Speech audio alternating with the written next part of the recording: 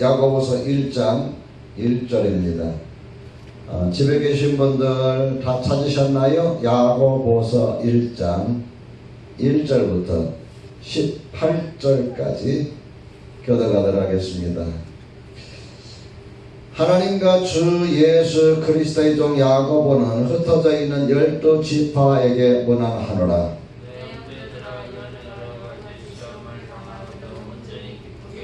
이는 너희 믿음의 시련이 인내를 만들어내는 줄 너희가 알미라.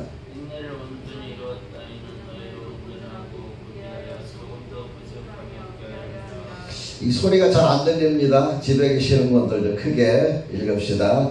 너희 중에 누구든지 지혜가 부족하거든 모든 사람에게 후히 주시고 꾸짖지 아니하시는 하나님께 구하라. 그리하면 주시리라. 오직 믿음으로 구하고 조금도 의심하지 말라. 의심하는 자는 마치 바람에 밀려 의도하는 바람을 같으니 이런 사람은 무엇이든지 주께 얻기를 생각하지 말라. 두 마음을 등하고 흔들릴 정함이 없는 자로다. 낮은 형제는 자기의 높음을 자랑하고 구한 자는 자기의 낮아짐을 자랑할지니 이는 그가 불꽃과 같이 신랑함이라.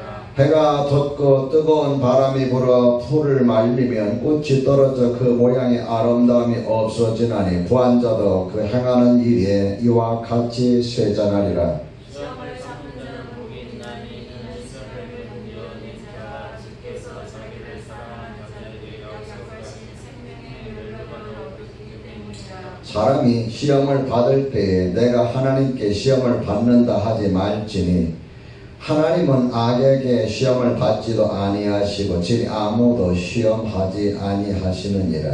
오직 각 사람이 시험을 받는 것은 자기 힘에 끌려 미혹됨이니 욕심이 잉태한즉 죄를 낳고 죄가 장성한즉 사망을 낳느니라. 내 사랑하는 형제들아 속지 말라. 온갖 좋은 은사와 온전한 선물이 다 뒤로부터 빛들의 아버지께로부터 내려오나니 그는 변함도 없으시고 회전하는 그림자도 없으시니라. 그가 그 기쁨을 등에 올려 한천 열매가 되게 하시려고 자기의 뜻을 따라 진리의 말씀으로 우리를 낳으셨느니라. 아멘. 오늘부터 시작해서 다음 주 금요일까지 2주간 동안 연속 작정하면서 기도하는데 오늘 또 여러분 이렇게 작정 기도에 동참해 주신 것을 진심으로 감사드립니다. 코로나 바이러스가 이렇게 창궐하는데 우리가 집에서 움츠리고 앉아 있어야만 되는 것이 아니라 무엇을 해야 할 것인가를 찾아야 되는데 그 방법이 사실은 마땅하지 않습니다. 아무리 코로나 바이러스가 기승을 부린다 할지라도 창궐한다 할지라도 우리가 기도하는 것만큼은 막을 수가 없는 줄 저는 생각합니다. 저나 여러분 모두가 다 2주간 동안 코로나 바이러스가 가라앉도록 진정이 되도록 위해서 기도하고 이런 계기를 통해서 여러분과 나의 믿음이 좀 더 주님 앞에 가까이 나아갈 수 있도록 함께 기도 가운데서 힘을 모았으면 합니다. 주님 이름으로 여러분 환영합니다.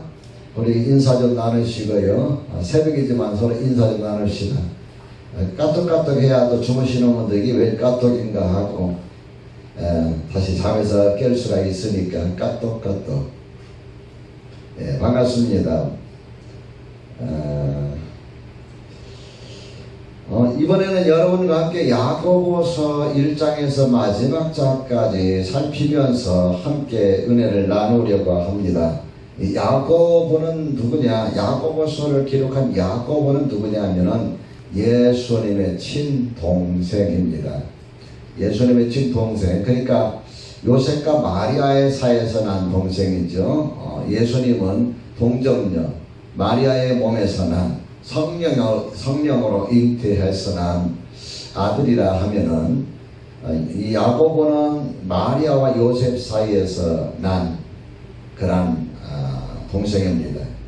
그러다 보니까 예수님 살아생전 예수님 안 믿었어요. 메시아를 믿지 못하다가 예수님이 죽으시고 부활하신 것을 목격한 다음에 비로소 예수님이 살아계신 하나님의 아들 메시아이신 것을 믿게 되었고 초대교회에 굉장히 중요한 역할을 하게 되었다는 것을 우리 역사적으로 알고 있습니다.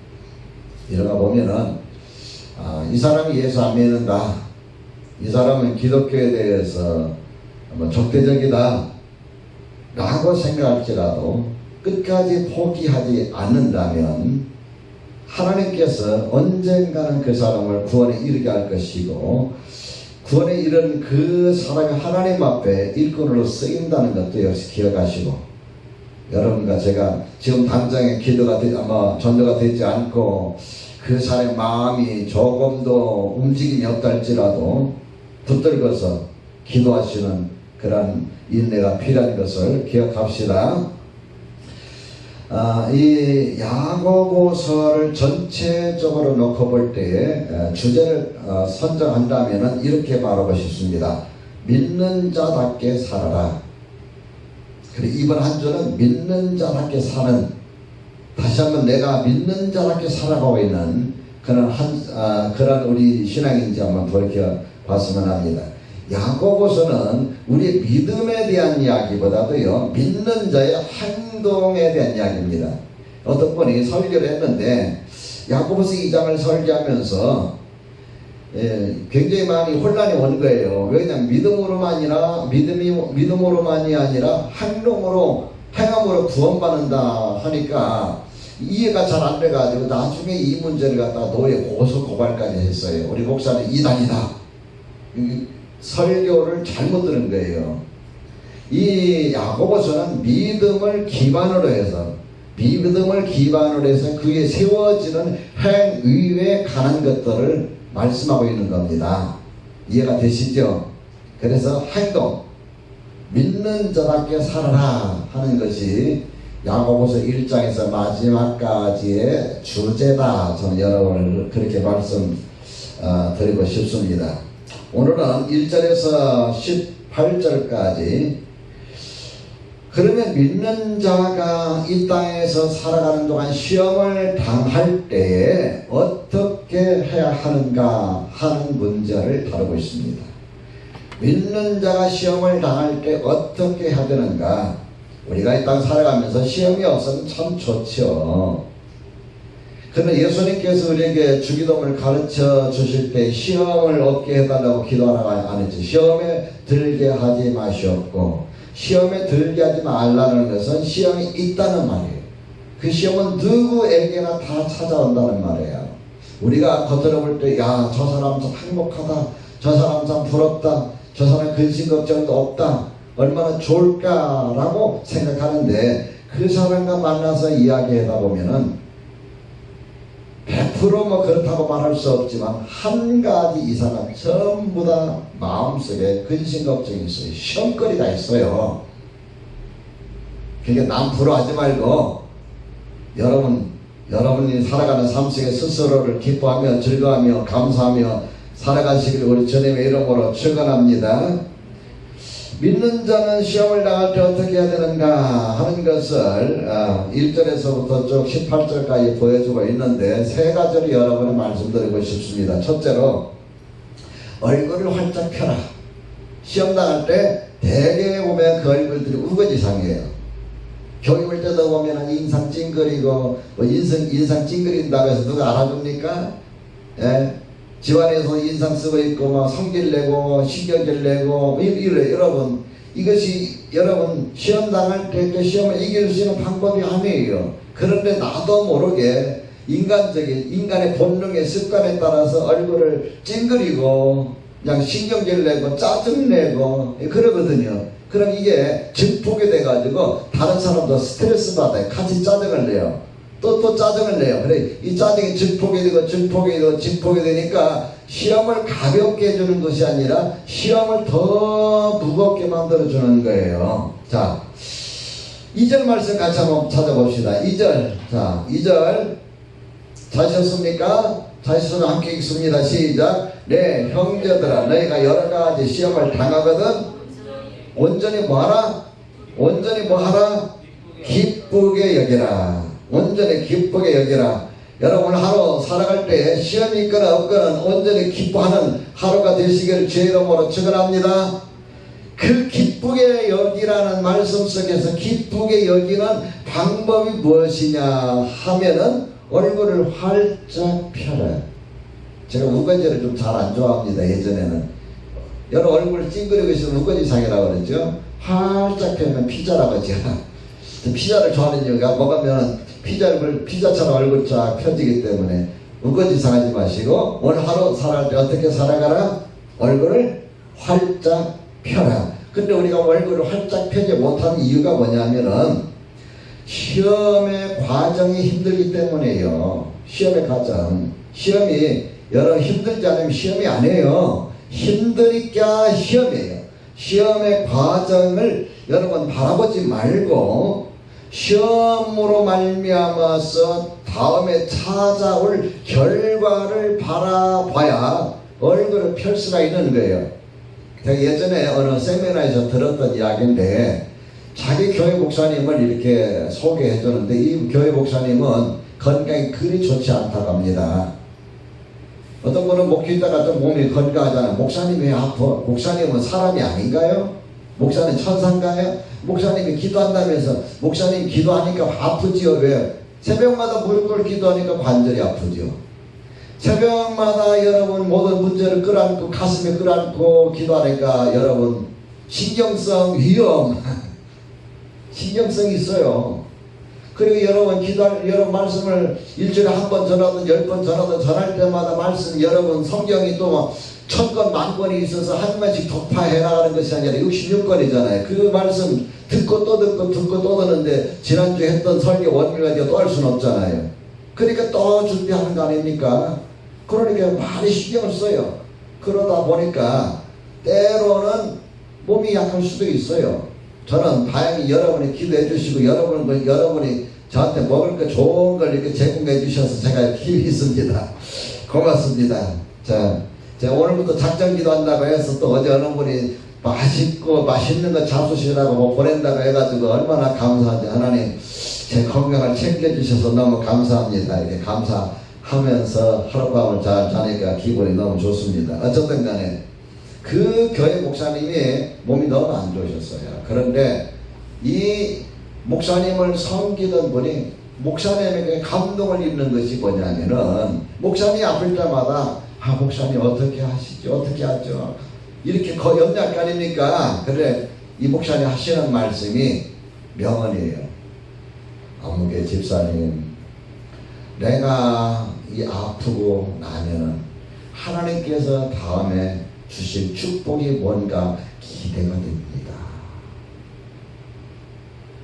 내가 이 아프고 나면은 하나님께서 뭔가 나에게 복을 주실 텐데 그 주실 축복이 뭔가 기대가 됩니다. 그래서 몸은 아프지만 내 가슴은 설렙니다. 어때요? 마음에 찡하게 오지 않습니까? 오늘 하루 여러분 설레시길 바랍니다.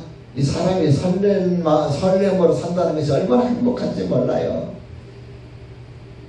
하나님께서 나에게 왜 이런 시련을 주실까? 하나님께서 나에게 이런 고통을 주실까? 나는 왜 이렇게 어렵게 살아가다가 나는 왜 이렇게 힘들어야 될까? 이런 생각을 하면 여러분 스트레스가 쌓이고 살아갈 맛이 떨어져요. 입맛도 떨어져요. 그러니까 건강이 안 좋은 거예요. 그러나 내가 비록 어려운 가운데 있을지라도 이 어려움을 통해서 하나님께서 나에게 무엇을 주실까? 하나님께서 무엇을 예비해 놓고 계실까? 라고 생각한다면 여러분 우리 마음에 설렐 수밖에 없죠. 그러니까 시험의 과정 속에 시험을 바라보지 말고 물결에 빠져들은 배도처럼 물 위를 걷다가 파도를 바라보고 빠져드는 배도처럼 파도를 바라보지 마시고 저 건너편은 주님을 바라보듯이 시험을 넘어서서 찾아올 그 결과를 여러분이 기대하시고서 여러분이 살아간다면은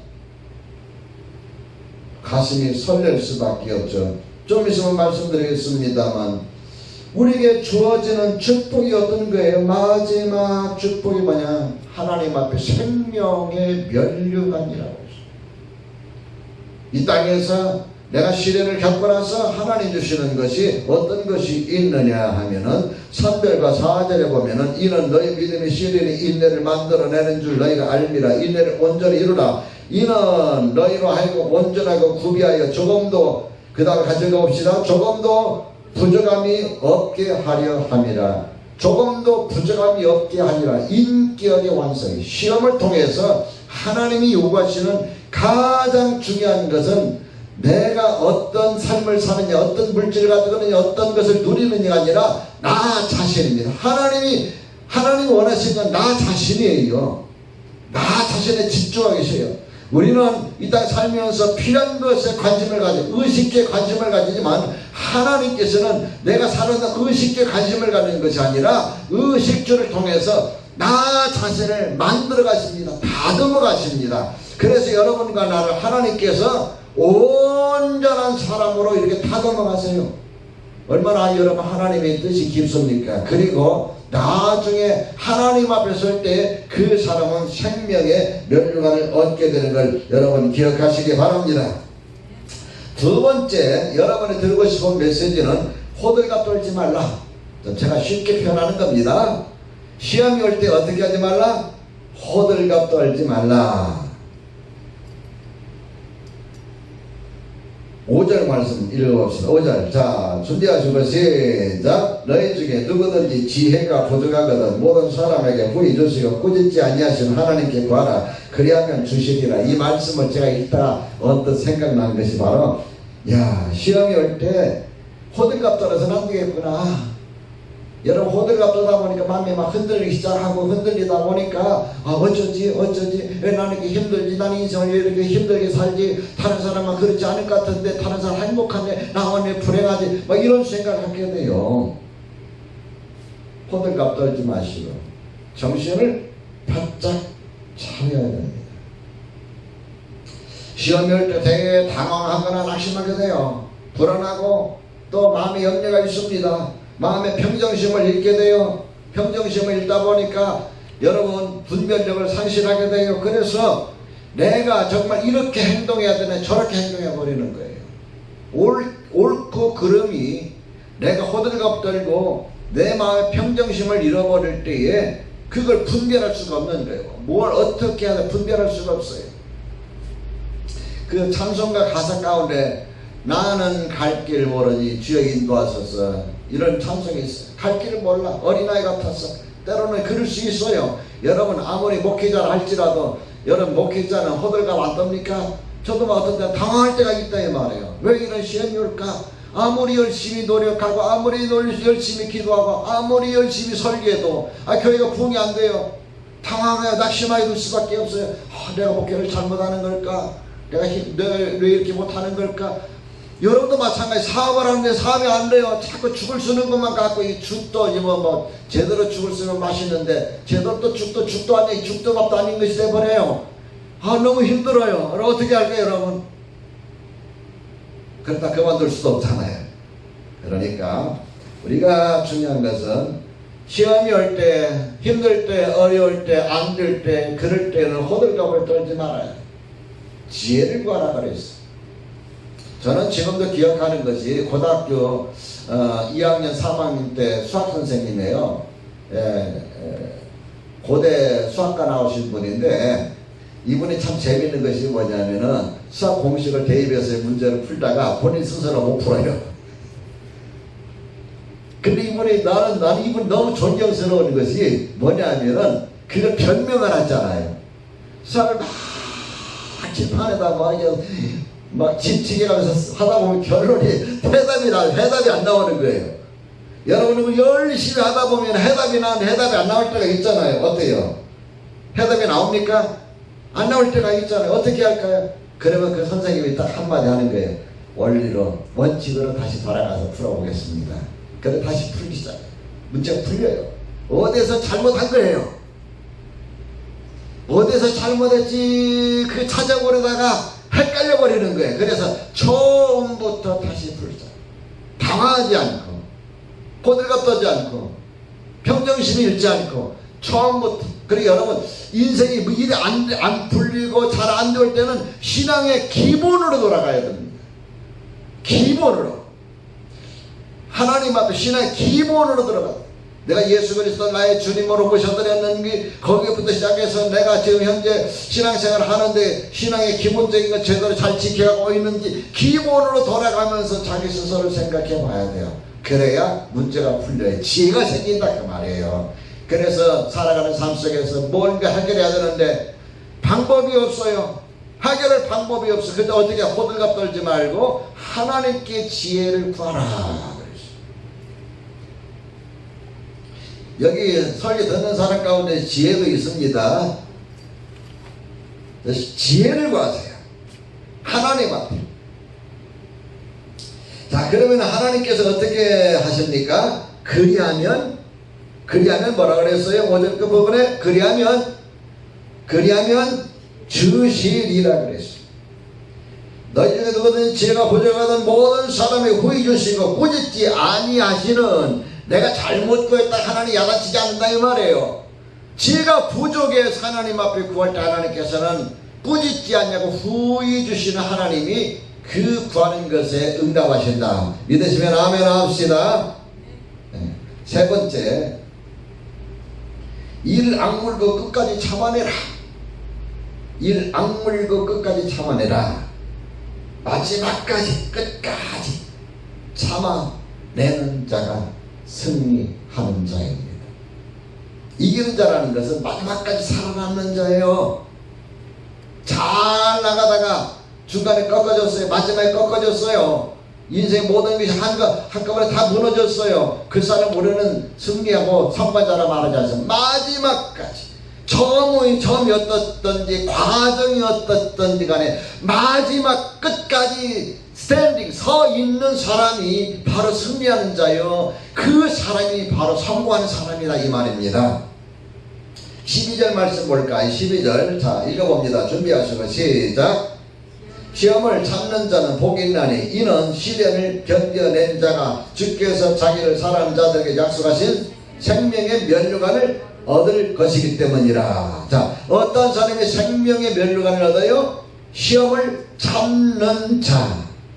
시험을 참는 자에게 주시는 가장 큰 축복이 무엇이냐? 내 개인적으로는 인간적으로는 인격적인 완성이 이루어지죠. 다듬어지지만 하나님 앞에 설 때에는 생명의 면류관을 얻게 된다. 여러분과 저 모두가 생명의 면류관을 얻기를 주님의 이름으로 축원합니다. 근데 우리가 끝까지 참아내지 못하는 것은 어제도 설교 시간에 말씀드렸듯이 내 마음속에는 욕심 때문에 욕심, 뭔가 막 이루고 싶은, 내가 뭔가 갖고 싶은, 내가 뭔가 하고 싶은 그 욕심이 너무 지나치다 보니까 결국은 자꾸 인생이 꼬여가는 거예요. 그래서 어제 제가 여러분 뭐라고 말씀드렸어요? 포기할 것은 포기하고 내려놓으니까 편해지더라. 여러분이 오늘 기도할 때 포기할 것은 포기하세요. 자기 욕심인가인지 살펴서 포기할 것은 포기하고 주님께 내려놓고 주님께 맡깁니다 라고 여러분 한다면은 여러분의 어깨는 한결 있습니다.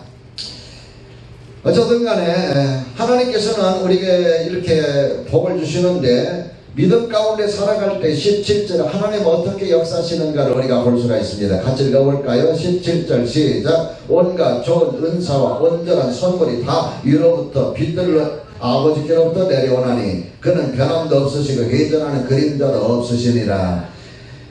온갖 좋은 은사와 온전한 선물이 다 위로부터 빛들의 아버지께로부터 내려온다.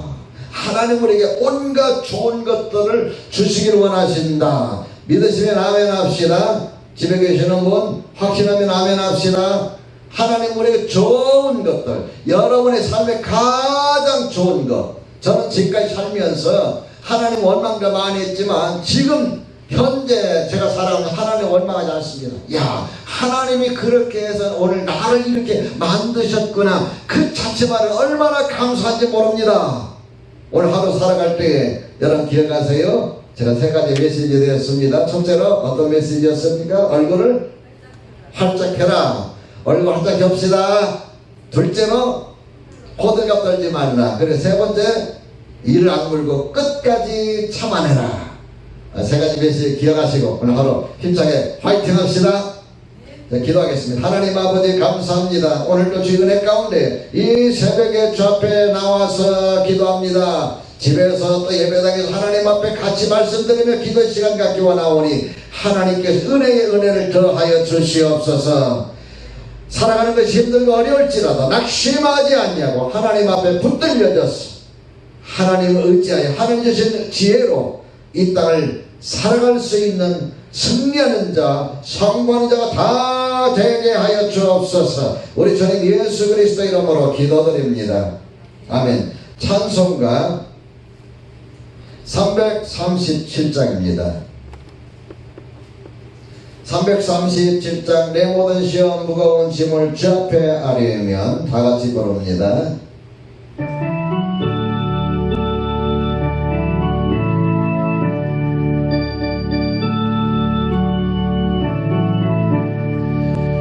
내 모든 시험 무거운 짐을 주 예수 앞에 아뢰면 근심에 쌓인 날 돌아보사 내 근심 모두 맡으시네. 무거운 짐을 나 홀로 지고 견디다 못해 쓰러질 때 불쌍히 여겨 구원해 주리 은혜의 주님 어디 계수. 내 모든 괴로움 당신은 환난 주 예수 앞에 아뢰면 주께서 친히 날 구해 주사 넓으신 사랑 베푸시네. 무거운 짐을 나 홀로 지고 견디다 못해 쓰러질 때 불쌍히 여겨 구원해 주리 은혜의 주님 어디 계수. 내 짐이 점점 무거워질 때 주 예수 앞에 아뢰면 주께서 친히 날 구해 주사 내 대신 짐을 져주시네. 무거운 짐을 나 홀로 지고 견디다 못해 쓰러질 때 불쌍히 여겨 구원해 주리 은혜의 주님 어디 계수. 마음의 시험 무서운 죄를 주 예수 앞에 아뢰면 예수는 나의 능력이 되사 세상을 이길 힘주시네. 무거운 짐을 나 홀로 지고 견디다 못해 쓰러질 때 불쌍히 여겨 구원해 주리 은혜의 주님 어디 계수.